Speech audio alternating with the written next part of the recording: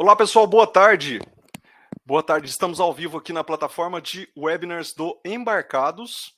Hoje o nosso papo vai ser um papo de hardware, auxiliando vocês no desenvolvimento de projetos. Vamos ver se vocês estão me ouvindo muito bem. Pessoal, falem aí no chat se está tudo ok aí com a transmissão. Fiquem à vontade para mandar perguntas durante a apresentação, tá? Que o nosso convidado aqui vai responder a todas elas. Esse webinar, ele é patrocinado pela Mouser Electronics, né? É uma série de webinars que estamos fazendo com os parceiros da Mouser Electronics. Hoje a gente está trazendo aqui a Murata. O Saulo Rodrigues, ele aceitou o nosso convite, né? Para vir aqui e falar um pouco hoje sobre os desafios de hardware, né, no dia a dia de projetos, aí, então, falando com o pessoal da engenharia e do P&D. Ele vai falar hoje sobre robustez de EMI e EMC e quais são os principais desafios de hardware nessa área e como resolvê-los na prática, né? Dando dica de quais os melhores componentes, né? Quais os melhores encapsulamentos e o que você tem que olhar, né? Porque tem várias curvas e várias coisas para analisar de cada componente na hora de tomada de decisão. Neste webinar, ele vai apresentar as principais soluções em componentes eletrônicos para EMI e EMC, tornando os projetos eletrônicos mais robustos. Ele trará as informações relevantes como os componentes mais adequados para EMI, as principais formas de aplicar a solução EMI no circuito eletrônico e quais os componentes para os sistemas de comunicação sem fio, entre outras coisas. Ele vai trazer aqui exemplos de Bluetooth, de Wi-Fi, entre outras comunicações, né? E esse webinar, né, ele é patrocinado pela Mouser Electronics, né? A todos do Brasil podem conversar com a Mouser Electronics em português através do 0800 892 2210. Existem vários canais de comunicação, né? O br.mouser.com, ou se você estiver acessando do Brasil, mouser.com já vai para a página do Brasil, né? E tem o atendimento em português, né, no brasil@mouser.com, que você pode tirar suas principais dúvidas, mandar a lista de materiais e consultar aí de acordo com o seu projeto. Tá bom, pessoal? Durante o webinar aqui, a gente vai passar também alguns links da Mouser aqui para vocês ficarem consultando os componentes que o Saulo vai passar aqui. Tá joia? Deixa eu colocar aqui. Tá aqui no chat, ó. Mouser Electronics, 0800 892 2210 e brasil@mouser.com. Deixa eu chamar para a sala, então, o Saulo, para ele dar início aí à apresentação. Vamos lá, Saulo. Boa tarde, pessoal. Primeiramente, gostaria de agradecer a Mouser, né, por nos ajudar aí nesse webinar, e principalmente o Thiago, o Fábio do Embarcados, né, que abriu esse canal de comunicação, onde a gente vai estar conversando hoje sobre as soluções aí para EMI e EMC. Né? Eu sou o Saulo Rodrigues, eu sou engenheiro de vendas e aplicações para a Murata aqui do Brasil. Né? Então, eu já tenho um pouquinho mais de experiência já na área de eletrônica embarcada, mais de 10 anos já trabalhando na Murata, e a Murata tem um portfólio muito grande de produtos, e hoje a gente escolheu exatamente essa linha de EMI/EMC para bater um papo. A ideia inicial do webinar conversar um pouquinho sobre as principais soluções, né? Então a gente vai fazer uma breve introdução sobre a Murata, falar um pouquinho sobre EMI/EMC, né? Regulatórios, as principais tecnologias que a Murata oferece, né? O nosso portfólio de produtos e os componentes na prática, né? E nossas ferramentas disponíveis aí no nosso site, principalmente sobre EMI. A Murata é um fabricante japonês, pode ser que muitos de vocês já conheçam, já devem ter utilizado alguma das linhas dos nossos produtos, né? Basicamente, a Murata é líder global na fabricação, design e manufatura de componentes eletrônicos, né? E as principais soluções aí de componentes são utilizadas hoje. Nosso core principal é o desenvolvimento das matérias-primas, então a Murata desenvolve desde aí das principais matérias utilizadas até todo o sistema de fabricação, né, para o nosso portfólio de produtos. Temos aí mais ou menos uns 80 mil funcionários no mundo todo. São, em média, 100 subsidiárias da Murata, que são escritórios como o nosso aqui no Brasil, mas também fábricas, e a sua maioria das fábricas estão localizadas na Ásia, né, e maior parte no Japão. A empresa foi fundada em 1944. Esse é um mapa só de cobertura da Murata. Então, como até a gente já tinha conversado aí com o Thiago, né, o nosso escritório já está no Brasil. A Murata teve fábrica em Manaus na década de 80 e desde então manteve o escritório até hoje, mesmo sem ter a fábrica ainda em Manaus, a gente mantém um escritório de suporte e a gente conta com nossos distribuidores, né, como a Mauser, para suportar os clientes aqui. E também a gente conta com o nosso representante comercial, que também nos ajuda a atender melhor os clientes na nossa região. Então, hoje, nós somos responsáveis pela América do Sul, e nosso escritório central está localizado nos Estados Unidos. Lá tem uma divisão de produtos que nos dá um auxílio técnico para cada linha de produto, para cada dúvida. Então, não hesitem em nos comunicar e nos contatar para tirar dúvidas sobre os produtos da Murata, né? Nós atenderemos vocês em português. Todas as dúvidas, mesmo pelo site da Murata, elas caem direto no nosso e-mail e a gente dá continuidade no suporte, tá ok? Bom, vamos falar um pouquinho da linha de produtos. Começamos pelos capacitores cerâmicos, então são os capacitores os itens mais conhecidos, mas a gente vai para os indutores, o nosso tema principal, que são os componentes de EMI, né, os componentes sonoros também, que são os buzzers, diafragmas, termistores, né, sensores, que aí vai desde o sensor PIR, sensor infravermelho, até acelerômetros de alta precisão, giroscópio, sensor de proximidade de campo magnético, né, e outros produtos ali. Também temos a linha de cristais e ressonadores, a parte de fontes, também fontes embarcadas, ACDC, DC-DC. Também temos a linha de micromecatronics, que são as bombas que funcionam com o princípio de piezoelétrico por vibração. A linha de tags RFID, componentes para acoplamento de antenas e outros tipos de sistemas aí para acoplamento de sistemas eletrônicos, a parte de componentes da linha RF geral, módulos de conectividade, módulos Wi-Fi, Bluetooth, LoRa, Sigfox, LTE e outros.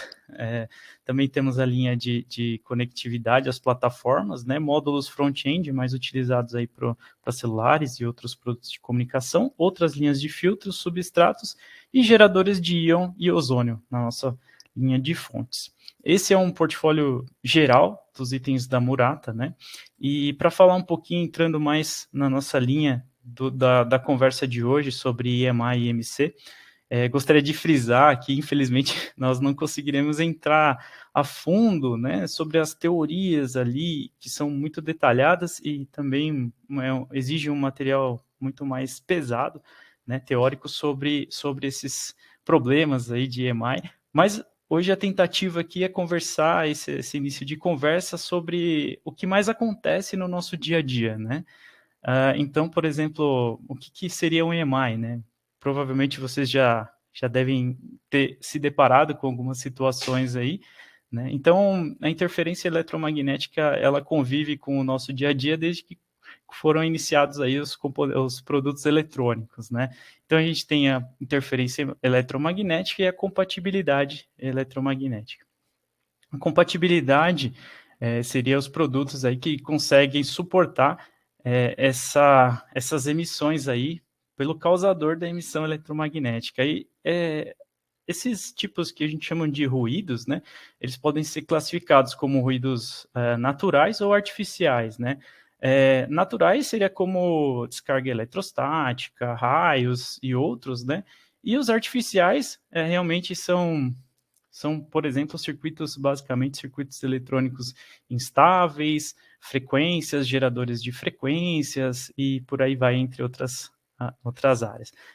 Tendo que, dentro dos ruídos artificiais, a gente tem tanto ruídos para linhas analógicas quanto linhas digitais, né? Basicamente, os tipos de interferência eletromagnética que a gente encontra, elas são de dois tipos, né? Do tipo de emissão, né? Irradiada, que a gente fala, e a outra conduzida. E dentro disso, ela pode ser um mix, né? Que às vezes a gente encontra isso e acha até que é bruxaria no nosso circuito ou no design, né? Principalmente quando você está fazendo os testes, né? Então, por exemplo, você pode ter um ruído que inicialmente ele foi irradiado, mas ele foi conduzido por um item ali, pela parte de pelo fio que virou uma antena, um cabo de comunicação, né? Ou ele pode vir conduzido e depois irradiar, né? Então, existem esses cenários, né, que você pode encontrar no seu dia a dia, né?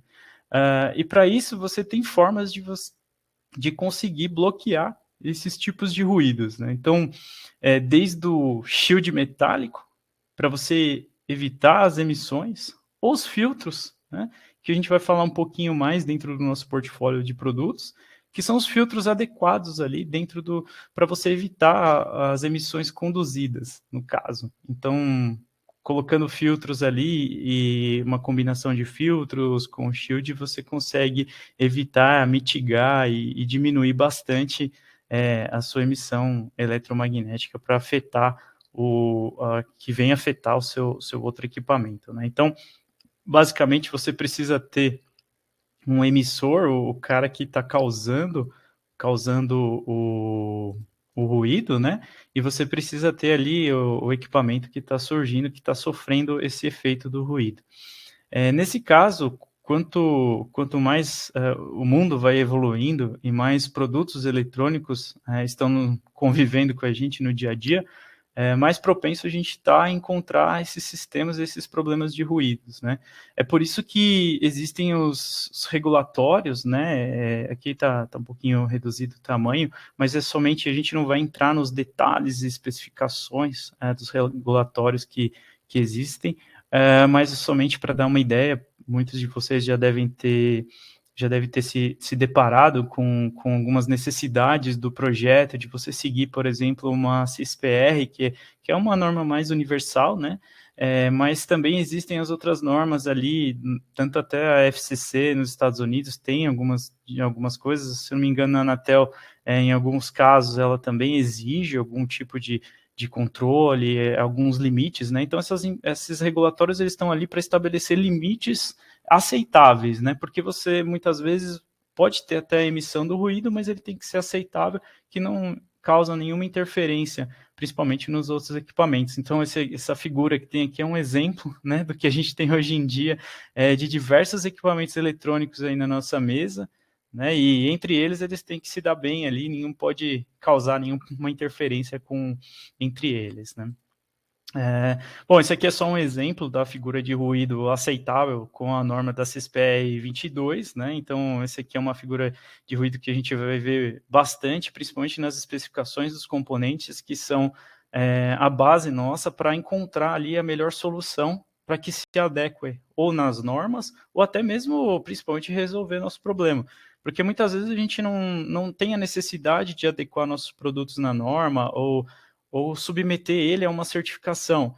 Mas a gente precisa garantir que esses ruídos não vão interferir ou na leitura ou no sinal que a gente precisa receber de um sensor ou entre a comunicação entre as placas, né? Para isso que a gente tem as tecnologias que a Murata oferece para essas linhas de EMI. Nas soluções que nós gostaríamos de propor hoje, são basicamente três produtos ali bem interessantes que você já pode aplicar no seu dia a dia.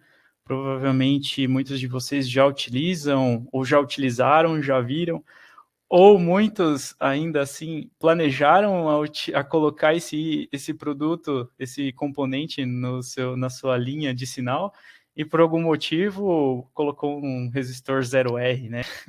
Então isso não pode acontecer, né? E isso pode causar realmente um grande problema. Se você propõe colocar um item para diminuir o ruído, isso vai melhorar e vai salvar a sua vida e tirar um pouquinho de dor de cabeça, né? Basicamente, quais são as propostas, por exemplo, seriam os Fates Beads, né, que são os indutores adicionados em série num circuito, onde ele consegue, com a alta impedância, tirar toda a linha de ruído que está vindo no seu sinal. Ou pode ser uma linha de sinal ou uma linha de de fonte, né, numa linha de potência. Então, está representado aqui o ruído com esse carrinho verde aqui e o outro carrinho rosa, né, como o sinal que a gente precisa. Então, essa é a primeira ideia, é você diminuir o espaço, diminuir o tamanho, o espaço entre a passagem do ruído e você classificar aí só o sinal puro que você precisa ler. Outro produto que, na minha opinião, é muito legal, muito importante e às vezes ele é pouco utilizado, né? Os capacitores com 3 terminais, né? Então, são a opção que a gente tem de você dirigir o ruído para a linha de terra. Isso é muito legal, porque você consegue uma eficiência bem maior em determinadas frequências, né, do que uma operação só com a linha de indutores, né? Então, é um produto muito bacana, e também os indutores de modo comum, né, que ele está só mencionado, mas ele também funciona da mesma forma, de você tentar anular, né, pelo princípio de campo magnético, os ruídos que vêm na linha de comunicação ali. Bom, dito isso, a gente tem as tecnologias que são constituídos os nossos produtos, né? Então, por exemplo, a gente tem soluções de multilayer, né? Então, são deposições de várias placas ou várias partes do circuito comprimidas, né, em multicamadas, tornando assim um componente bem reduzido no tamanho. E para isso a gente também tem tanto os indutores RF, os ferrites, né, ferrite BID, os indutores de modo comum, capacitores com 3 terminais, tudo isso feito com essa tecnologia. Tecnologia de filme também, mais utilizada nos indutores de RF, e também em algumas partes de indutores de modo comum. E também a solução de enrolamento, né? Basicamente é um enrolamento, só que ele é um micro enrolamento, porque esses componentes são bem pequenos. Então, a gente também tem essa outra opção que auxilia bastante, né, nessa parte de redução de emissão eletromagnética e filtrar os sinais, né, que vem com esses tipos de componente wire wound. Dentro do nosso portfólio de EMAI, se você entrar no site da Murata, ou mesmo procurar no site da Mauser, vai estar disponível lá toda a nossa linha, né? Dentro dessa linha, a gente separou alguns componentes para conversar um pouquinho hoje. Eu vou tentar passar de uma forma bem resumida o que são cada componente e focar nas aplicações ali, no que ele pode resolver de problema. Mas basicamente a gente tem a linha de ferrite BID, né? A linha de filtros integrados, né? Parte de indutores de modo comum, filtros em bloco, e também filtros específicos para linhas de áudio, também filtros LC, né, indutivo capacitivo integrado, e também os TVS, né, que são, esse aqui é um bônus, né, ele entra ali como uma parte de proteção do circuito também. Então, se você olhar a ideia e o tema é bem pertinente, né, sobre deixar o seu hardware, o seu design mais robusto, né, de que forma? Você protegendo ele de todos os problemas de EMI, né. Então, o ferrite BID que a gente apresenta hoje, ele é construído de várias camadas, né, por isso que a gente fala multilayer, né. Então, cada eletrodo desse, ele representa um enrolamento, né, como simulando um indutor, na verdade ele é um indutor, isso no meio aqui no material de ferrite, né, então por isso que a gente fala que é o ferrite BID, né, isso aqui é bem bacana, esse tipo de produto para utilização. E o que a gente pode esperar da utilização desse tipo de componente no nosso circuito, né? Quando a gente tem circuitos eletrônicos, né, basicamente circuitos digitais também, você tem diversos modelos e sistemas diferentes, né, desde a parte de comunicação, geradores de frequência, né, basicamente parte de comunicação, de sensores e tudo mais. Então, você precisa garantir que alguns desses componentes, que ele gera algum tipo de harmônica dentro do seu sistema, ele possa ser mitigado utilizando esses ferrites, né? Então, qual que é a resposta do ferrite na frequência, né? Então, assim, quando a gente procura por uma solução de ferrite, a gente tem que entender primeiramente o que a gente quer do circuito, né? Onde que está ali a frequência de chaveamento que está me atrapalhando, onde está o problema da harmônica que você quer eliminar no seu circuito. Então, o ferrite bit ele vem para ajudar nesse sentido. Então, determinadas frequências você tem uma resposta impedância maior, né?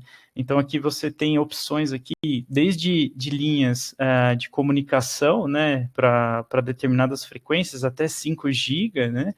Até a parte de você utilizar o ferrite bit na linha de fonte, né, nas linhas de fontes do seu sistema, que vai até de 1 ampere até 6 amperes.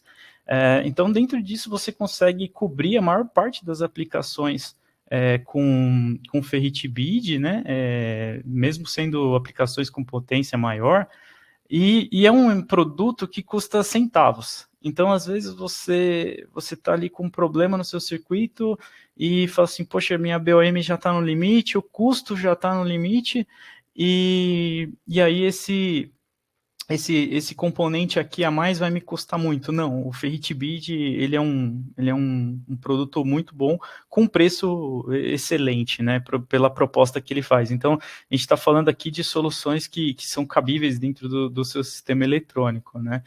Dentro do portfólio que a gente trabalha, né, a gente tem aí filtros acima de até 3 GB, acima de 3 GB, né, 5 GB, e também para frequências menores, né, de até 300 MB, né. Então, assim, o importante de você saber qual que é a frequência é você saber ali qual que é a impedância máxima que ele vai oferecer naquela frequência, justamente para evitar que passe algum tipo de ruído dentro daquela determinada frequência que o seu sistema utiliza. Então, aí a gente trabalha com itens aí de até 8 amperes, né, dependendo da aplicação, dependendo do ferrite aí que você precisa utilizar. Esse aqui é um bom exemplo de aplicações específicas, né? Como eu comentei, existe os itens geral do ferrite bit para aplicações gerais e também produtos para aplicações para linhas de áudio, linhas de carregadores, né? E também conectividade. A gente sempre dá um exemplo de smartphone, né, mas é porque o smartphone ele é o item mais complexo que a gente tem, se tratando de EMI e se tratando de você misturar vários sinais, né. Pensa que, às vezes, na nossa placa eletrônica, você tem uma fonte chaveada e você só tem um ponto de comunicação. Agora, você imagina o celular, né, o smartphone, que você tem, além das fontes, você tem vários módulos de comunicação, várias frequências diferentes, né, e você precisa proteger e conversar com todos eles. Além do que, alguns smartphones, e a maioria, carregam sensores e outras tecnologias integradas, né. Então, esse aqui é um exemplo de você aplicar, você pode aplicar também no seu módulo Wi-Fi, por exemplo, na linha de comunicação do seu módulo Wi-Fi, filtros de 5 GB, por exemplo, que ele vai dar uma ótima resposta para você. Então, assim, são soluções ali que vão fazer com que o seu design fique um pouco mais robusto dentro dessa proposta, né. Dentro dos itens aí nas especificações do BID, né, então a gente tem a classificação deles pelas frequências, né, e geralmente pelo pico dele de impedância que ele dá, e geralmente ele tem ali as bandas targets, né, que são as bandas que ele vai responder melhor a essa impedância na frequência, né. Então, por exemplo, LTE, né, nas diferentes bandas, no Wi-Fi, no Bluetooth mesmo, né, ou mesmo para a linha de power, né? Então a gente tem aí os ferrite bits que vão responder melhor ali, mesmo independente da frequência, com frequências mais baixas de chaveamento, mas também ele vai suportar ali, como ele é colocado em série no circuito, né? Ele vai suportar uma corrente maior e ele não vai oferecer nenhuma perda, né, dentro do seu sistema, né? Então são desenvolvidos de forma com que você tenha a menor perda de energia também utilizando esses componentes, né? Então, não é utilizando um ferrite que você vai diminuir, aumentar o consumo de energia, por exemplo, num sistema que utiliza baterias, né? E também a gente tem essa parte de filtros para a parte de áudio, né? Então, cada vez mais cresce a utilização de fones de ouvido ou caixas de som sem fio, né? Então você imagina que o ruído que a gente tinha antigamente, né, antes de ter esses equipamentos portáteis, o seu celular tocava na mesa do seu desktop com uma caixa de som e você conseguia escutar aquele barulho, né? Nada mais é do que aquele ruído que foi amplificado pelo amplificador ali do som, e isso é um grande problema. Agora você imagina trazer isso para dentro de uma comunicação com Bluetooth, no caso das caixinhas de som, né? E mais o áudio, né? O amplificador de áudio ali. Então você tem produtos muito bons aí para ajudar nesse sentido. Esse aqui é só um exemplo da curva, né, que a gente tem dos ferrites, né? Então, por exemplo, aqui determinadas aplicações ele exige um pouco mais, uma performance um pouco melhor, uma impedância um pouco maior, né? E a resposta dele sempre deslocada conforme a frequência, né? Então, como a gente já comentou até algumas vezes agora, né, para aplicações de linha geral, né, ou aplicações assim nas linhas de sinais, né, ou linhas de fontes, né, interfaces digitais, a parte de alta frequência, né, e também a parte de comunicação. Então, ou seja, o ferrite ele é um item-chave, né, o arroz com feijão que você pode considerar aí no seu design, né, ele pode ser utilizado aí em várias áreas de aplicação. Os capacitores de 3 terminais também são muito bons para aplicações, principalmente tratando de microprocessadores, né? Então, cada vez mais você tem o avanço de capacidade de processamento, né? E você também tem que tomar um pouco de cuidado com o que você coloca ali em volta do seu processador. Então, evitar o EMI ali é muito importante. Então, os capacitores de 3 terminais, ele vem para auxiliar nisso, né? Então, basicamente, o que a gente tem são opções também de até 6 amperes, né, de alta corrente. Então, não só na parte de sinais, mas também na parte de fontes também ele pode ser utilizado. A parte de comunicação também, e a parte e ele também vem numa tendência de downsizing, né? Você vê tem 0603, a gente já tem alguns outros modelos mais novos, aqui esse slide aqui está um pouquinho mais antigo, mas a principal característica dele é a insertion loss dele, né? Então a resposta dele é um pouco diferente, é nesse ganho que você tem nesse insertion loss. Então, conforme você for selecionar o seu capacitor, né, que você vai utilizar no seu circuito, você tem que verificar qual que é o insertion loss desejado dentro da sua frequência, da sua resposta em frequência que você tem no circuito. Como que é a construção dele? E aí é bem bacana, porque um capacitor comum, você tem, no caso do multicamadas, né, você tem as camadas entre o material do capacitor, no caso, material cerâmico, né? Você tem os eletrodos. E você tem uma característica de SL, né? Que é aquela indutância séria no capacitor. Para aplicações gerais é muito bom, funciona perfeito, não tem nenhum problema. Mas existem sim, que são as aplicações que a gente busca, que é diminuir os problemas de EMI, que isso vai influenciar bastante. Então, você ter que brigar ali com algumas indutâncias que não são conhecidas dentro do seu sistema, então é importante você buscar soluções que consiga diminuir isso. Então, utilizando um capacitor de 3 terminais, a construção dele é um pouquinho diferente, porque você tem 2 pontos de saída de terra entre os layers do capacitor. Isso faz com que você diminua esse SL, né, essa indutância séria no capacitor, e na representação aqui você tem um terra trafegando entre as linhas dos eletrodos. Isso é muito bom, porque você consegue ter um filtro com maior eficiência, né, em determinadas frequências. Então, aqui é só para a gente ter uma ideia nas respostas, por exemplo, de um capacitor de acoplamento que é bem utilizado dentro dos circuitos eletrônicos comuns, né? Então, você vê que ele está sempre ali numa frequência de 10 MHz, né? Você tem um insertion loss ali pequeno, né? Quando a gente já começa a utilização desses capacitores com 3 terminais, você vê que a resposta dele, o insertion loss dele é bem maior. E você utilizando um outro modelo, você ainda consegue ganhar mais 10 dB de insertion loss. Então, assim, você melhora ainda mais a resposta do seu circuito e a imunidade dele com relação a esses tipos de ruídos nessas frequências, né? O que é interessante entre as famílias desses capacitores, né? Basicamente, entre esses dois itens aqui, tanto o capacitor com 3 terminais, o nosso padrão, quanto essa outra versão.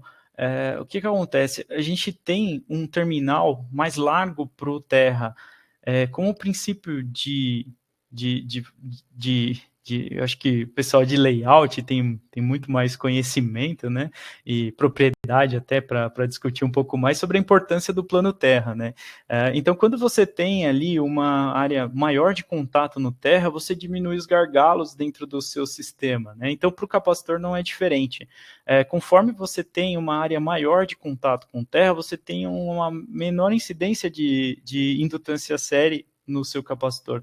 Isso melhora e bastante a performance dele, né? Por exemplo, no slide anterior, a gente viu que a performance dessa versão de capacitor de 3 terminais é bem superior a essa outra versão, que já é muito melhor do que um capacitor comum de desacoplamento que o pessoal já utiliza. Então, essas versões, essa versão aqui seria bem indicada mesmo quando você tem aplicações aí de alta frequência, né? Onde qualquer tipo de indutância séria ali, ela é bem significativa, né? No seu produto. Um ponto de observação que é muito importante no caso de aplicações com esse tipo de filtro, que a gente fala que são filtros que têm a conexão com o Terra, é você garantir que o seu Terra, do seu layout, também esteja adequado, né? Então, não adianta você encher de capacitor e depois falar, poxa, mas mesmo assim não adiantou. Por quê? Porque o seu Terra está mal planejado, o seu plano Terra está limitado, você tem algumas questões ali que precisam ser resolvidas. Então, assim, o importante é você casar as soluções, ter um excelente plano Terra no seu design, e aí você utilizar essas soluções pontuais ali para resolver os outros problemas ou até otimizar esse tipo de solução de capacitores na BOM. Esse aqui é um dos benefícios, né, da utilização do capacitor de 3 terminais, pensando aí numa aplicação comum, onde você tem um microprocessador, memória, né, pode ser também outros tipos de circuito, mas que você utiliza ali os capacitores de bypass, né. Então é bem interessante porque você consegue substituir ali diversos capacitores de bypass por um único capacitor com 3 terminais, né? Isso você reduz o espaço em placa, você reduz a quantidade de componentes utilizado e você também reduzindo a quantidade de componentes, você também reduz a quantidade de inserção de componentes na sua placa. Então é bem legal isso, porque de certa forma você está reduzindo ali um custo adicional, além do que cada capacitor de bypass, lembrando a nossa representação, significa ali uma fonte a mais de indutâncias ali que você tem que trabalhar elas e determinadas frequências no seu circuito ou interferências, ele pode sim causar até algum tipo de problema para você. Então, além disso tudo, você tem esse benefício, né? Esse aqui é um exemplo, né, de sinal de ruído de um processador comum numa aplicação bem do dia a dia, né? Onde você não tem nenhum tipo de capacitor de acoplamento, onde você coloca na segunda figura aqui abaixo os capacitores de acoplamento ali, 4 capacitores de acoplamento, e você substituindo tudo isso por um capacitor de 3 terminais. Então, você vê que a diferença de ruído ela é bem significativa dentro do processador. E muitas vezes, eu acho que quem nunca passou por isso, né, de você tá tentando buscar uma falha ou uma melhoria ou colocar ali alguma correção de software, né, algum problema de software, só que realmente o problema está no hardware, né, o problema está no ruído que está chegando, que está afetando a performance, ou que está até às vezes causando um problema de até travar ali o seu sistema. Então, esse tipo de capacitor é bem interessante você colocar e planejar ele para utilizar, principalmente em microprocessadores aí que tem maior capacidade, né? Esse aqui é um comparativo da utilização do ferrite BID, né, e do capacitor de 3 terminais, né? São propósitos e aplicações um pouco diferentes, mas assim, ambos são para utilização, para diminuição dos efeitos eletromagnéticos no seu sistema, né? Então, temos aí a figura inicial do espectro, né, toda cheia de ruído, né? E quando a gente coloca um indutor série ali na base de sinal, você já tem uma melhora, né? Mas quando a gente coloca realmente um capacitor de 3 terminais, a gente consegue diminuir muito mais, ainda bem significativamente, essa relação de ruído pelo sinal. Isso facilita muito a vida de quem vai desenvolver os algoritmos ali, que vai ler a linha de sinal, ou mesmo até a parte de interfaces, né, que você tem dentro do seu sistema eletrônico, né? A gente também, seguindo nas linhas de proteções, né, de ruídos que existem dentro do sistema eletrônico, a gente também conhece bem aí, já se deparamos aí com ruídos de modo comum e modo diferencial, né? Para soluções de modo diferencial, foi o que a gente conversou, né? Até o momento, as soluções de ferrite BID são excelentes, né? Capacitores com 3 terminais também são ótimos, né? Mas para ruídos de modo comum, a gente tem a linha especial, que são os indutores que a gente fala que são os chokes, né? Os indutores chokes, que são os indutores de modo comum, que ajuda a diminuir, né, a incidência de ruído, né, e de forma bem seletiva, né, os ruídos de modo comum aí no seu sistema, né? Então, esse aqui é só um exemplo de ruído que pode causar no seu sistema, nos ruídos na sua comunicação ou outras aplicações ali, que você tenha um tipo de ruído que ele é de modo comum. Então, você tem esse tipo de indutor de modo comum para diminuir isso, diminuir a distorção e tudo mais. Aqui é só os exemplos de como que ele né? Basicamente, são os enrolamentos, né, de um indutor. Então, a gente tem basicamente 2 indutores que o campo magnético se anula, faz com que anula esse ruído que está trafegando, né? E nas linhas de componentes que a gente trabalha para esses tipos de indutores de modo comum, a gente vai desde da linhas de comunicação, que são os indutores de baixa corrente, até a linha de fontes, né? Indutores de até 18 amperes. Também dentro dessa linha de filtros, a gente também trabalha com filtros integrados, né, que são a combinação de ferrite e BID, com capacitores de filtro, capacitores de 3 terminais, tudo isso constituído em um bloco só. Qual que é a principal característica dele, né, é você ter uma resposta, né, uma resposta melhor e uma faixa de frequência, atingindo uma faixa de frequência maior. Pensa que com ferrite BID ou mesmo os capacitores de 3 terminais, a gente sempre tem a melhor resposta dele em algumas determinadas frequências, né? Nesse caso, de um bloco de filtros totalmente integrados, ele já está preparado para abranger uma área de frequência maior, né? Então, você tem uma resposta de insertion loss por mais tempo dentro de uma frequência determinada. Para você determinar quais são esses componentes, quais utilizar, no site da Murata tem mais detalhes sobre qual é o melhor componente ali dentro do espectro de frequência e insertion loss que você vai precisar. Então, tem uma variação bem grande desses componentes disponíveis, né? Esse aqui é um exemplo, né, só para a gente poder visualizar de uma aplicação de um conversor DC-DC, né, e com esse tipo de módulo, né, desse módulo de filtro, né, esse bloco de filtros, né. Então, na figura à esquerda, abaixo, a gente consegue verificar o ruído, né, representado ali no gráfico em azul, E o rosa, a gente vê que esse ruído já se dissipou bem, né, e o filtro conseguiu trabalhar. Então, porque ele consegue abranger uma frequência maior, ele fica atuando por mais tempo, né, então a atenuação dele no ruído, ela atua por muito mais tempo do que um filtro comum. Então esses filtros aí são muito utilizados para áudio, né, e ele é muito eficiente nesse caso. Aqui seguindo as aplicações, agora a gente vai colocar assim, falar um pouquinho das aplicações na prática, né, então, falando dos filtros BIDs, né, e específico o Ferrite BID para áudio, né, a gente tem uma opção aqui que ela vai até amplificadores de classe D até 20 watts, mas a gente tem até 40 watts, né? Então, por exemplo, você pode aplicar e deve colocar um BLM na linha de fonte, né? Mas também na linha de saída do áudio, né? Pro speaker, né, que você está utilizando.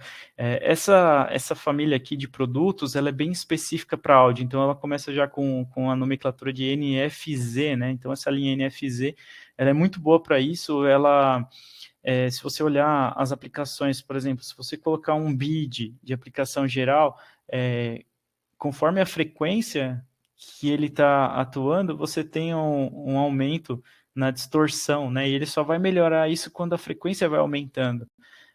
Só que quando a gente coloca esse tipo de filtro, você consegue ter uma estabilidade, né, e garantir com que essa distorção ela se mantenha muito estável, né? Então, o que a gente vai ouvir no final do dia é um som, por exemplo, num alto-falante, né, nesses alto-falantes portáteis, né, mais estável, sem ter sucessão de ruído, sem ser suscetível a ruídos externos, por exemplo, com os aparelhos de comunicação comum que a gente tem hoje. E também aqui conforme a potência, né? Então, conforme a potência de saída vai aumentando, numa linha de ferrite BID comum, você começa a ter um aumento de distorção, né? No sinal de saída do áudio. Mas quando a gente coloca o nosso filtro nessa linha de saída de áudio, você tem uma redução, na verdade, que era a tendência, né? Você ter, conforme a potência de saída, você tem uma diminuição nessa distorção. Então, essa distorção causada aí pelas linhas de comunicação aí de saída do áudio. Então, é bem legal esse filtro, ele é bem específico para essa parte de áudio, né? E dentro de outros, né, outras aplicações, a gente também tem uma linha para sensores IoT, que é a hora que a gente fala assim de aplicações focadas aí para comunicação sem fio, né? Então, são filtros aí, por exemplo, o que a gente pode pensar de um sensor Bluetooth, né? Então, cada dia mais a gente vê aplicações de IoT que tem ali uma comunicação Bluetooth, principalmente tratando de produtos vestíveis, né? Então, a gente tem tanto a parte de antena, que a gente tem que otimizar a antena.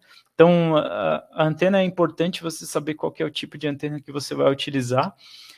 Mas, além disso, quais são os componentes compatíveis ali com a impedância da antena, mantendo a impedância de linha, quais tipos de filtros vocês podem utilizar, porque no final do dia você tem um gerador de comunicação, que seria um Bluetooth, né, que é 2.4 GB, ele já é um gerador ali que vai gerar um ruído interno, então você tem que tomar muito cuidado com o layout, o tipo de sensor que você vai utilizar, a posição do sensor, onde vai ficar esse sensor, e quais são os outros componentes que você vai colocar na linha para diminuir isso. Então, desde a parte da antena, que você vai usar, por exemplo, no nosso caso, a gente tem os indutores, que são os indutores para casamento de impedância da antena, para otimizar não só a antena, mas você melhorar também, diminuindo os ruídos ali, as interferências EMI que tem na linha da antena.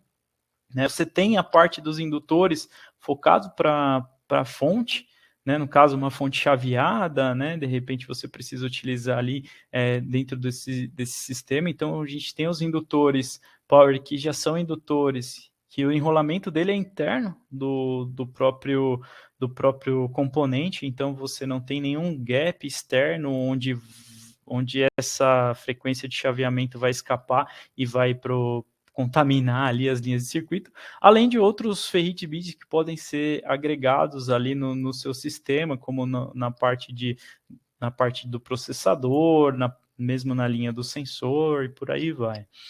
Outra aplicação, por exemplo, seria um medidor de energia. Se a gente pensar hoje um medidor de energia, ele tem que trabalhar com um processamento de sinal muito potente, né? Porque ele precisa entender as distorções da linha, ele tem que fazer vários cálculos matemáticos, enfim.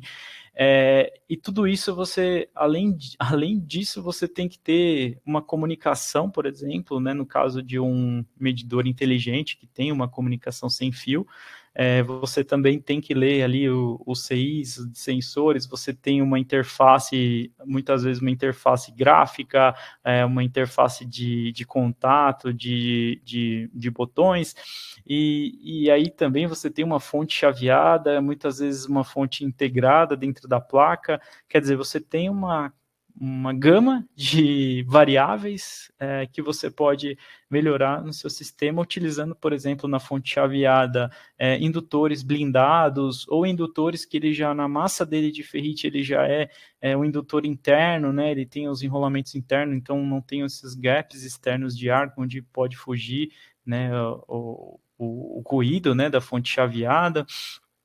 Dentro da linha do MCU, você tem os ferrite beads, né, que vai te ajudar a melhorar as linhas de comunicação ali, tanto com módulo de Wi-Fi, por exemplo, ou outros módulos de comunicação. Você tem os indutores de modo comum, que pode ser colocado na linha da comunicação RS, né, da comunicação serial ali, uma comunicação por cabo, né, que é necessário. Na parte dos teclados, você tem proteção ESD, né, para descarga eletrostática. Na parte das antenas, né, dependendo de como for o projeto, você pode utilizar esses indutores para casamento de impedância das antenas e por aí vai. Esse é um exemplo bem básico, né, sobre essa aplicação como um medidor de energia. Essa segunda aplicação ela é mais comum, né, com a nosso dia a dia. Então, por exemplo, é uma aplicação de comunicação USB, né? Então você pode utilizar ali indutores de modo comum nas linhas de dados. Você pode complementar isso com um indutor com ferrite bead, né? Nas linhas de tensão, na linha de alimentação e na linha de terra. Então é bem bacana porque muitas vezes você precisa conectar um cabo externo no seu sistema, né? Muitas vezes você vai desenvolver um device que vai conectar um cabo USB. Além disso, você pode colocar também os protetores ESDs, né? Acabei não colocando aqui nessa linha, mas também tem as proteções ESDs ali para uma descarga que pode eventualmente acontecer na hora de conectar o cabo.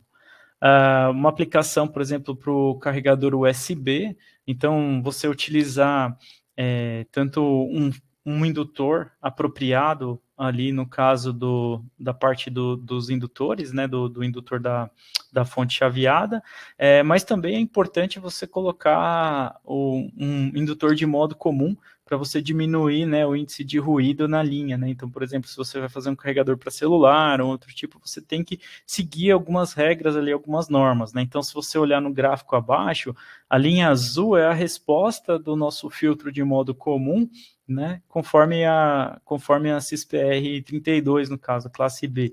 Então, assim, a gente está dentro e a gente conseguiu uma diminuição do ruído, né, conforme a aplicação.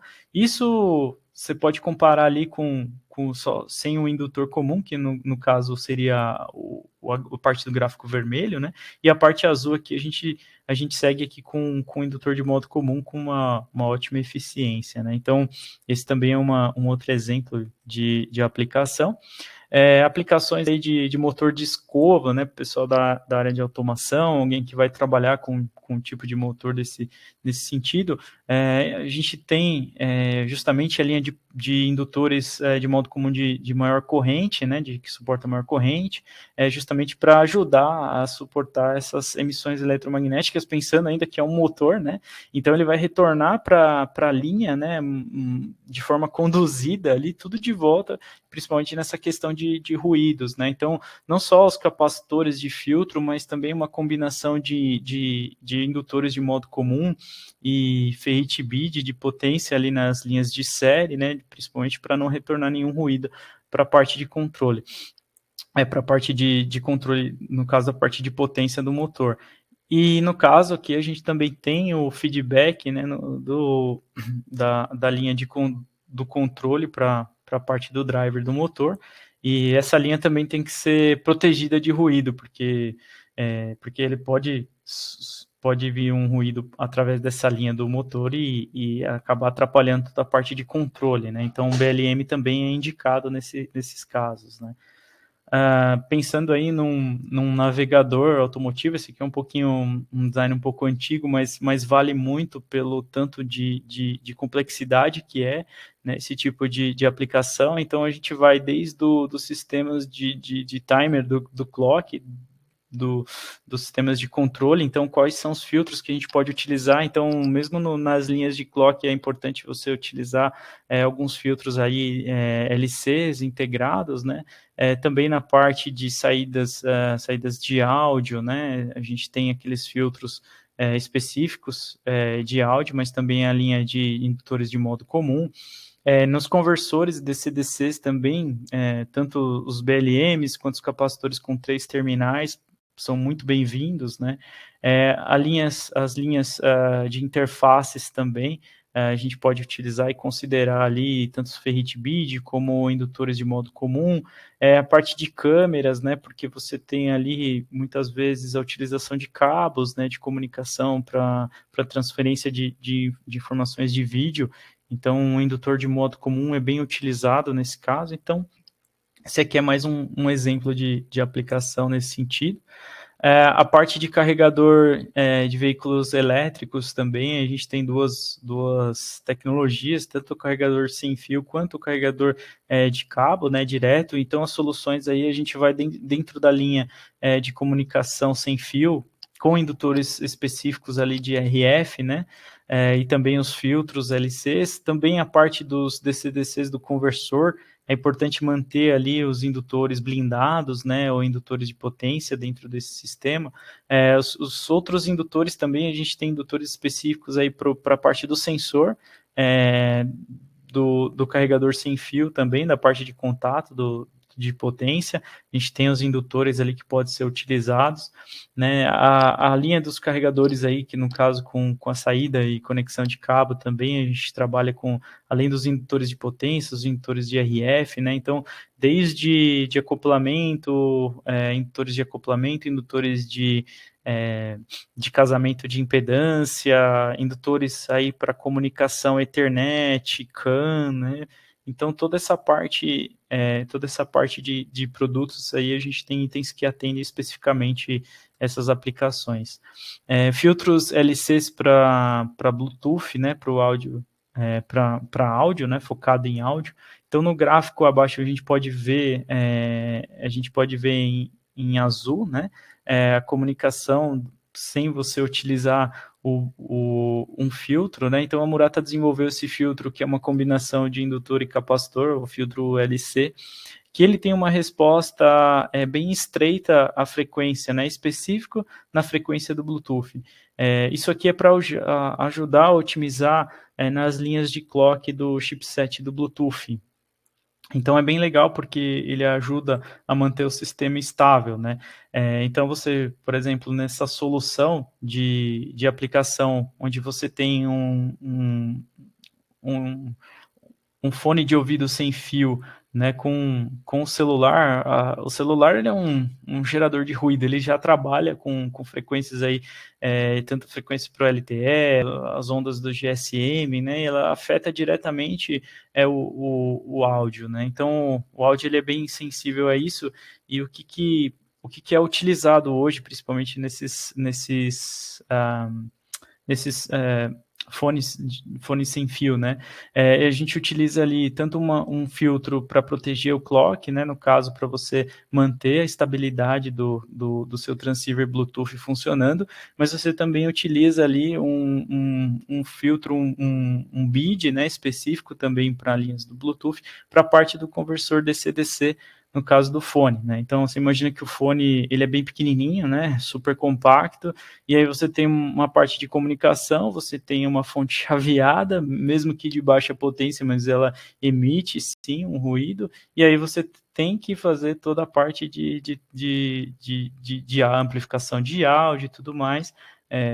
Então você tem toda essa necessidade de você trabalhar com componentes para reduzir cada vez mais esses ruídos, né? Então na figura abaixo você vê aqui é só uma figura de calor aqui que ela coloca as linhas aqui de GND, como que o ruído, né? Eles são bem significativos, aí eles são propagados dentro dessa aplicação, né? E você utilizando esses componentes, você consegue diminuir isso.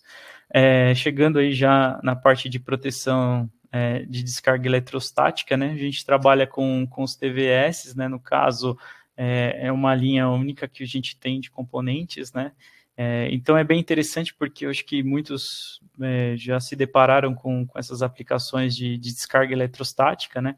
Então é bem bacana porque todo componente, toda aplicação, ela precisa de uma proteção, principalmente essas que têm a interface com o usuário, ou você precisa conectar um cabo, ou você tem uma interface onde alguém vai tocar no equipamento, e você precisa ter essas proteções do TVS. E a parte que eu acho mais legal desses componentes, né, é o tempo de resposta que ele tem na descarga eletrostática, né? Então, uma das características que esses produtos eles têm é de você ter uma excelente resposta e oferecer o mínimo de interferência no seu circuito. Por quê? Porque a maior parte das vezes você está querendo proteger uma área de comunicação. Então, determinados componentes que você vai colocar lá para proteger, você pode também oferecer capacitâncias excessivas, alguma indutância ou algum outro tipo de componente, né, que vai afetar a comunicação no dia a dia. Então é bacana você ver que esses componentes aí, você tem itens aí de versões aí que ele é 0,45 PF de capacitância, né? Então isso é o mínimo possível ali dentro dessa aplicação, então isso vai interferir bem pouco. Na verdade, ele vai cumprir basicamente só a função de proteção, independente da velocidade de comunicação, o sinal que vai estar sendo passado ali.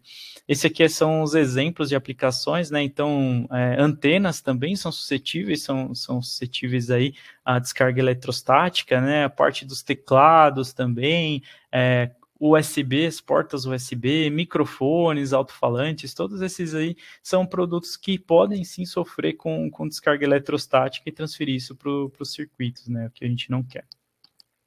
Bom, falando um pouquinho do suporte das ferramentas disponíveis, né? Hoje a Murata tem um site muito, muito bom principalmente sobre essas ferramentas de seleção de componentes, né? Então, hoje a gente chama essa ferramenta de Scene Surfing, né?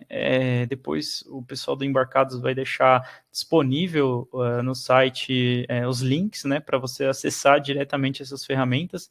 Lá você vai conseguir colocar quais são as características do seu circuito ali, quais são os filtros e qual que é a resposta dele, né? No insertion loss ou na resposta de impedância, curva característica, né, do seu circuito, para você poder fazer a melhor seleção possível dos componentes, né? Então, no site da Murata é possível você encontrar esses tipos de informações.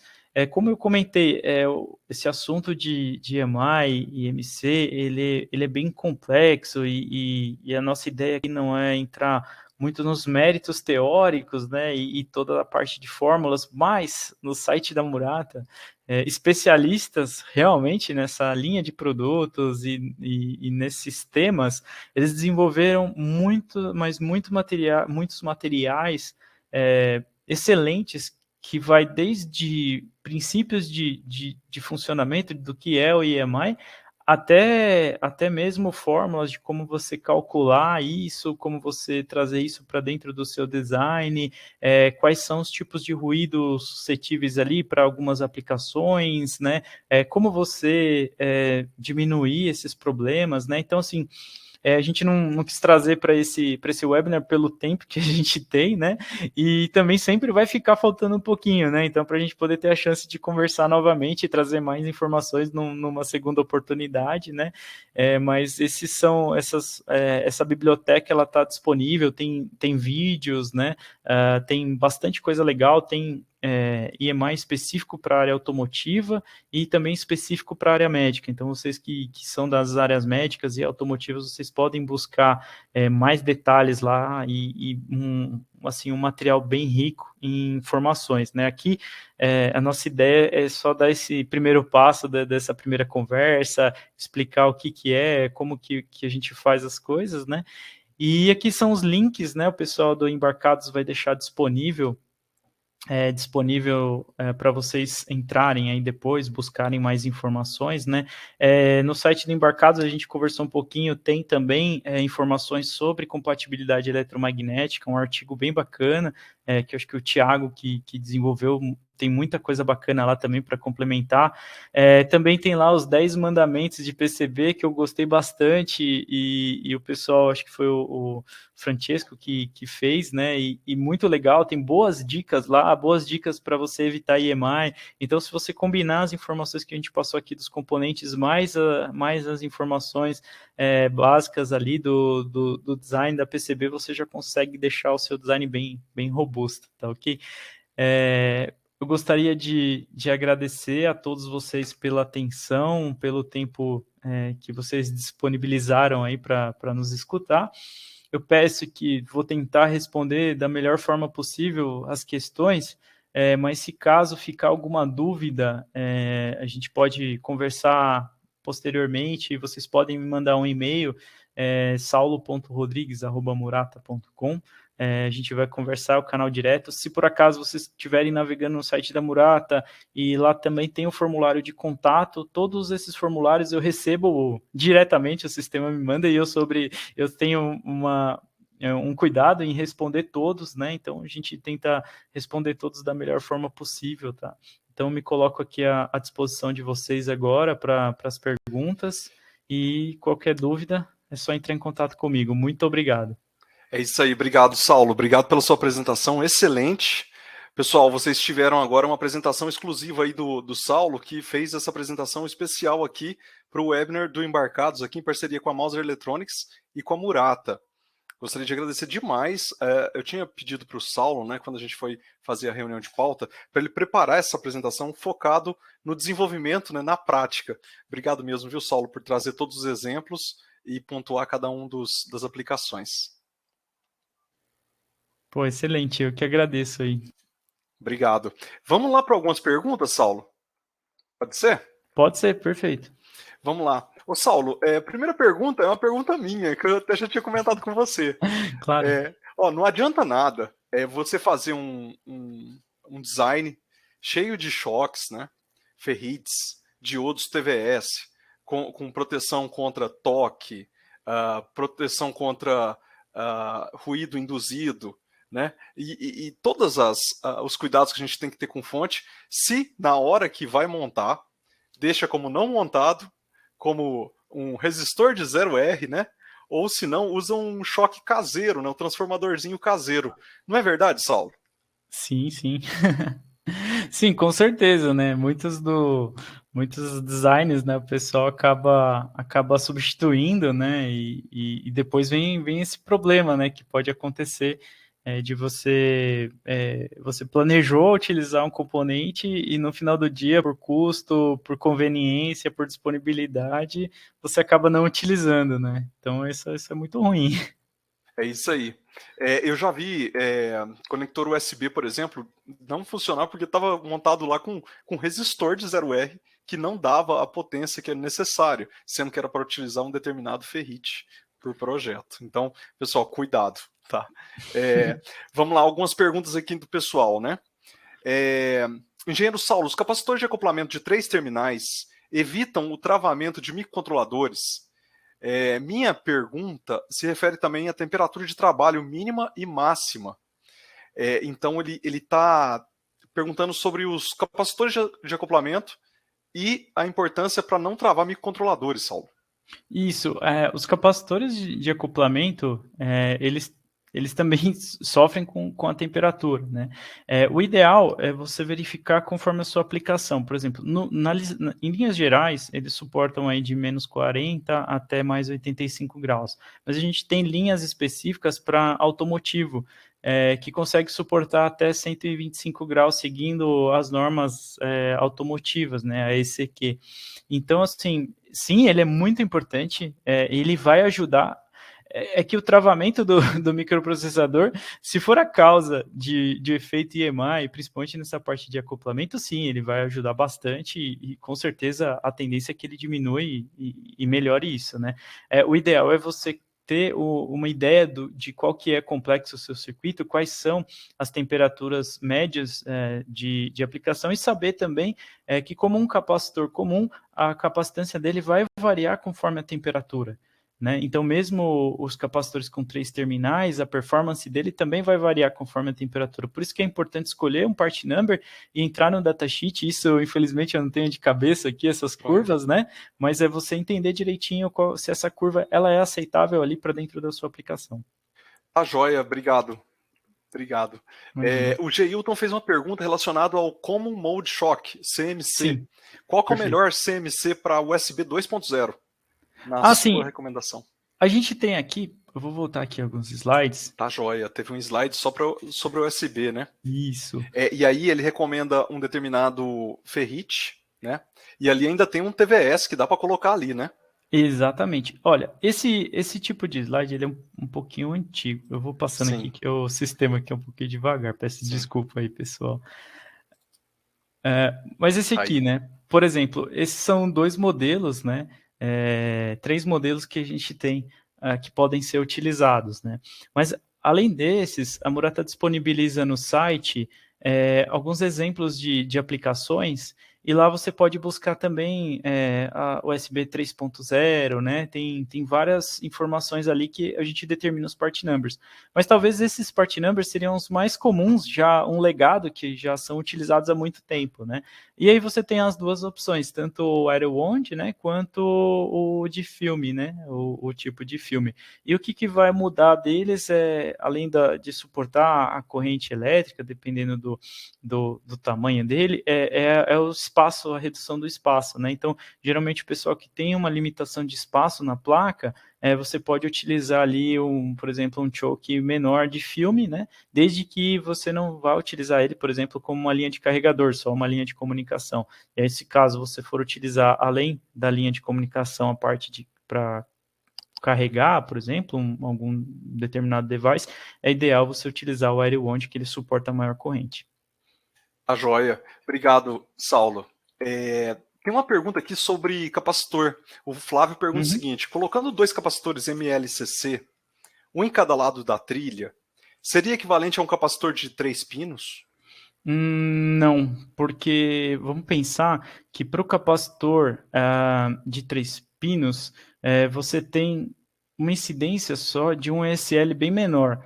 Então, assim, eu vou tentar puxar aqui. Peço um pouquinho de Joia. paciência de novo, só. Saulo, tem uma pergunta do Daniel que também é relacionado ao capacitor de 3 terminais. Ele pergunta se 4 capacitores de acoplamento é equivalente a um capacitor de 3 terminais. Sim, depende muito de como que tá o layout, tudo certinho, mas sim, normalmente são de 4 para 1, né? Mas depende muito do capacitor, do circuito, né? Mas eu acho que vale a pena sim. Nesse caso aqui, a aplicação, a gente está substituindo 4 capacitores, né? Por um único de 3 terminais, né? Deixa eu colocar aqui, que eu acho que é mais fácil. Daí a outra pergunta que ele comentou era sobre isso aqui, ó, essa parte aqui. Então vamos pensar que se você utilizar 2 capacitores invertidos ali, né, montados ali de forma invertida, você não tem o mesmo efeito. Por quê? Porque vai da construção do capacitor. Ele é muito mais do que só a representação do capacitor, né, a representação matemática ali do ESL, né, e da indutância série do capacitor. Ele é a representação de qual que é a forma que é construído o capacitor. Então, assim, ele não substituiria. Apesar de ajudar a melhorar, você também está incluindo mais indutância série na linha. E para determinadas frequências, isso não é muito bom. Então, assim, falar que pode substituir, depende do seu design, depende do tipo de sinal que está passando, né?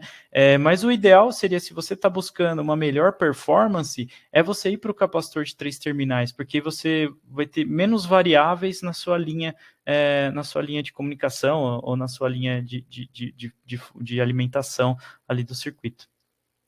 Tá, joia. Não sei se deu para esclarecer, mas depois a gente pode discutir mais detalhes aí, que é um bom assunto. Legal, obrigado, Saulo. Legal. Tem uma pergunta sobre materiais. O Diego pergunta sobre se o material utilizado nos ferrite beads ele é feito para ter perdas de energia nas frequências alvo ou se eles são simplesmente filtros LC sintonizados nessa frequência. Sim, eles são filtros LCs sintonizados na frequência. Legal. Que dá na mesma também, parece, né? Eu acho. Basicamente quase que a mesma ideia, né? Ele funcionar naquela determinada frequência. A resposta do BID é naquela frequência. A melhor resposta dele é naquela determinada frequência. Então, quase que ele respondeu já. Legal. Tem uma pergunta do Balduino, ele pergunta se uma fonte externa que não seja de boa qualidade ou que você não sabe a procedência pode induzir ruído na sua aplicação? Ah, com certeza. Se ela não segue uma certificação, por exemplo, criteriosa, né? Então, a gente tem vários tipos de certificação, CISPR, por exemplo, né? Que ele pode seguir, mas se a fonte não segue esses padrões, ela pode induzir, sim, pela linha principalmente na linha de alimentação. Além do que, ela pode não ser blindada o suficiente, então, além do ruído conduzido, você pode estar recebendo aí um ruído irradiado, né, na fonte. Então assim, a fonte sem procedência, ela já é perigosa por si só. Sim. Então, se você não tem como garantir essa fonte, se proteja do lado da sua aplicação. É a melhor coisa. É isso, com certeza. Obrigado, Saulo. Tem uma pergunta aqui que chegou no privado, então não vou falar o nome do engenheiro, tá? Tá. Ele fala, boa tarde, Saulo. É uma pergunta sobre layout, viu, Saulo? Então, se você não souber, não tem problema, porque eu acho que foge um pouco do escopo. Perfeito, ele fala o seguinte, ele viu um projeto de um conversor analógico digital composto por pinos AGND e DGND, ou seja, GND analógico e GND digital. Né? Aí na placa, na PCB, o designer dividiu o ground, o terra, em 2 planos, o ground analógico e o ground digital, né? Sendo que essa divisão passava no meio de um conversor e não havia trilhas passando do lado analógico e do digital desse conversor. Porém, o designer conectou os planos por meio de um resistor de 0 ohms e um capacitor de 100 picos, 250 VCA. Né? Então, ele conecta os grounds com um capacitor e um resistor. A pergunta é, esse procedimento foi no intuito de reduzir o EMI? E o que você acha disso?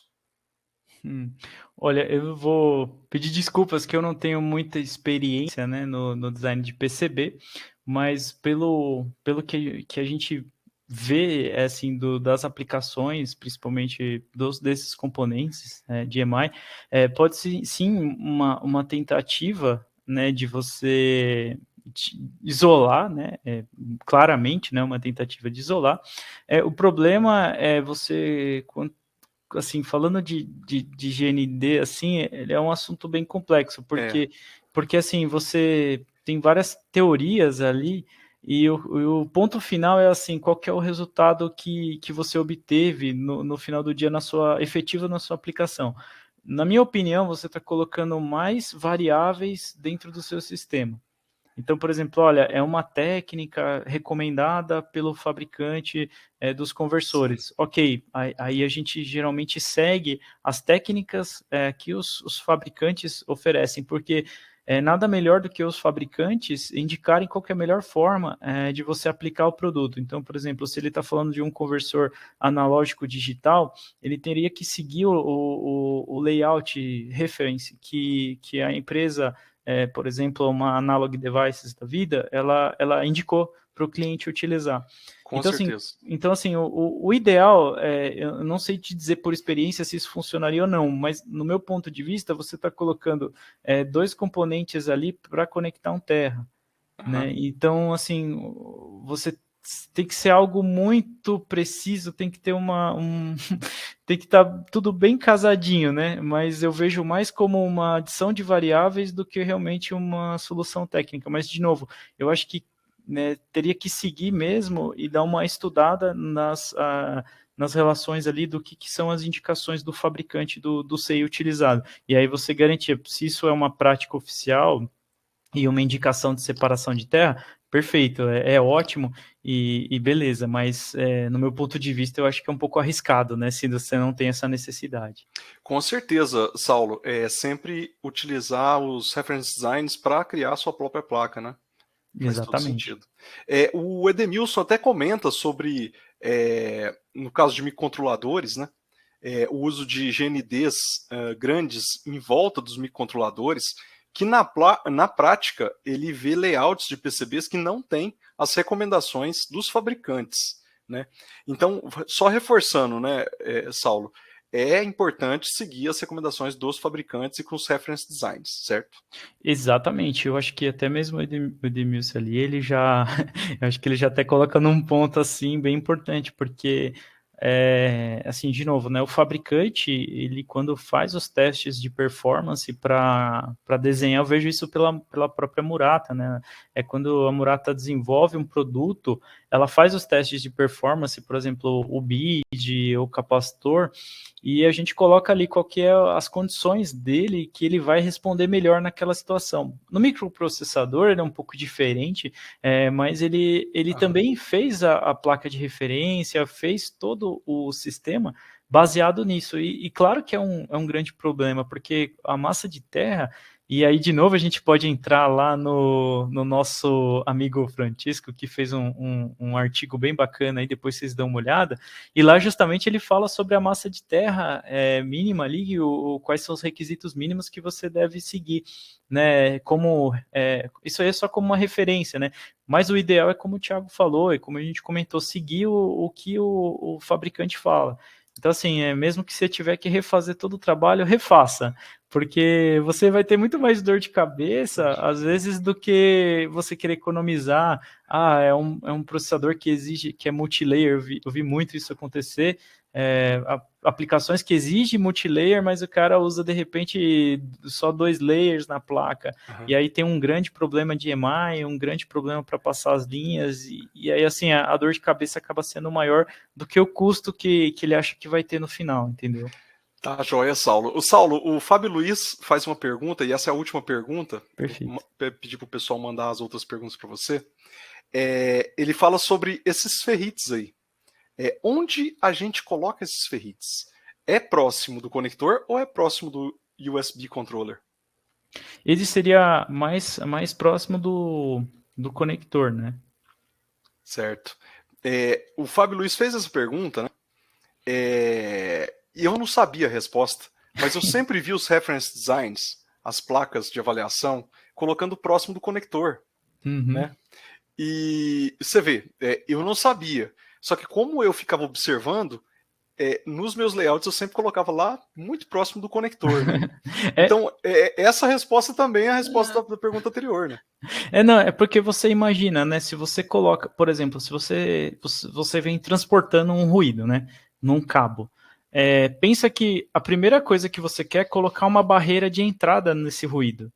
Você não quer que ele vá para dentro da sua placa e depois você eliminar ele, né? Com certeza. Então, assim, se você deixa. Por isso que é muitos casos também de você usar o capacitor de acoplamento perto do microprocessador. Por quê? Porque você não quer que ali a barreira chegue. Por exemplo, no caso, a barreira é o microprocessador. No caso da comunicação, no caso de um cabo, o cabo pode ser uma antena. E aí ele vem transferindo esse ruído por dentro. E aí você não quer que esse ruído seja transferido na sua placa, e aí lá pertinho do processador, mas você já de repente sujou todo o resto do circuito ali, que ainda não está protegido. Então o ideal realmente é estar bem próximo do conector. Com certeza, obrigado, viu, Saulo? Gostaria de abrir a Imagina. palavra aí para você falar as palavras finais aí para o pessoal. Obrigado, viu, pessoal, por vocês terem ficado aqui mais de 1 hora com a gente, falando sobre hardware e proteção. Bom, primeiramente eu queria agradecer todo mundo que está aqui, né, no chat, mandou as perguntas, excelentes perguntas. Peço desculpas se faltou alguma informação, algum detalhe mais aprofundado que vocês esperavam, alguma coisa assim, mas a gente pode conversar em paralelo. Esse é o meu contato pessoal e direto da Murata. Na medida do possível, eu vou respondendo, né, e a gente vai conversando. Agradecer o pessoal da Mauser pela oportunidade dessa parceria, né? E também, principalmente, o Thiago, o Fábio, que faz essa comunidade aí do Embarcado só crescer e tem muito material bom nessa comunidade. E o pessoal aqui é muito bom também, é um pessoal muito bacana, interage bem. E agradeço por tudo aí por vocês aí. Obrigado, Saulo. Pessoal, deixa eu dar um recado aqui para vocês. A gente está trazendo para vocês apresentações com o pessoal do ecossistema brasileiro. Tá? Então a gente está deixando aqui o e-mail do Saulo, que é um contato direto, ele é especialista no desenvolvimento de hardware, tá? E escolha dispositivos para a sua solução. Tá? Ele vem aí com todo esse portfólio da Murata, que tem diversos componentes que podem ajudar vocês. Então, aqui nesse webinar também é para estreitar, né, o contato de vocês com o pessoal do ecossistema. Nós vamos trazer também outras empresas junto com a Mauser Electronics, tá? E a gente está trazendo sempre conteúdos para ajudar vocês no desenvolvimento de projetos, tá bom? Mandem e-mail para a gente, mandem mensagem para a gente poder melhorar sempre essas transmissões também. A gente trouxe esse webinar e eu gostaria de agradecer demais ao Saulo, porque isso foi uma demanda da gente. A gente falou, o pessoal está pedindo esse assunto, faz uma apresentação, ele fez essa apresentação especial, então um agradecimento aí todo carinhoso para o Saulo Rodrigues, que fez essa apresentação especial. Obrigado, então, pelo tempo de vocês. Voltamos, então, no próximo webinar, viu, pessoal? Até logo. Obrigado.